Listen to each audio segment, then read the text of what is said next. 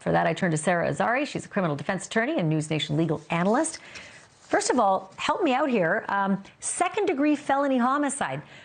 Oh, boy. I get manslaughter by culpable negligence. I'm not sure I understand second degree. Am I off? No, I'm with you, Ashley. It is not second-degree homicide because this case turns on intent and malice, and I mean, there's nothing that meets that element here.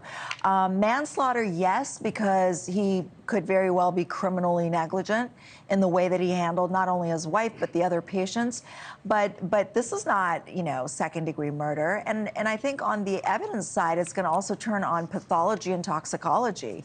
Was he responsible for her death? We know that she took these pills. He didn't know, apparently, what she had taken. He was asking his staff, what did she take? What did she take? So all of that is going to go to his mens rea, and I think that's where the prosecution's going to have a problem. They've overcharged this case. What about the whole 10 to 20 minutes thing? I mean, the medical assistant says, we're asking, call 911, call 911, and he didn't, apparently, allegedly, for 10 to 20 minutes. How problematic is that? It's problematic because he's not a layperson, he's a doctor, so he's held to a different standard. And so the standard, according to the board complaint, is that he should have immediately escalated the aid at that point and the condition that she was in.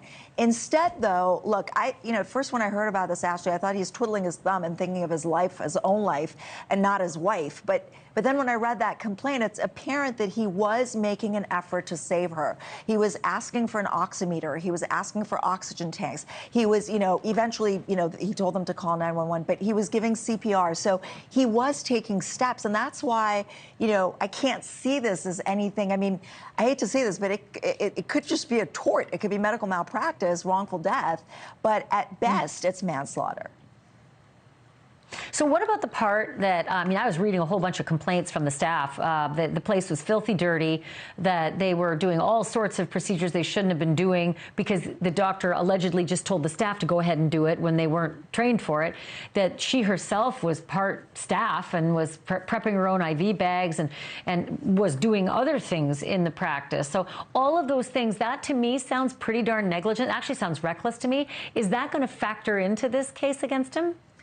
It does, but if you think about it, the wife is the victim here. The wife is the one that died, so that's why this is a homicide. And I, as a defense attorney, I would say, look, he didn't target his wife. There's no intent here. He was just equal opportunity negligent, and so in a way, I think bringing in that context is going to help him in this case because it's really about the death of his wife. And I have to say this too, Ashley, I've represented a lot of doctors and medical professionals over the course of my career, and this just looks to me like he was a substance abuser, he had easy access to narcotics, and he spiraled. There were a lot of statements by his staff that said that suddenly the practice took a turn, everything was dirty, people were involved that were not medically trained, and he himself was like screaming for help, and so I think that this is unfortunately one of those situations where I think the defense attorney needs to put him in a facility to get the help that he needs because it definitely looks like that to me. Thank you for watching. Go to newsnationnow.com to find NewsNation on your television provider. And don't forget to click the red subscribe button below to get more of NewsNation's fact-driven, unbiased coverage.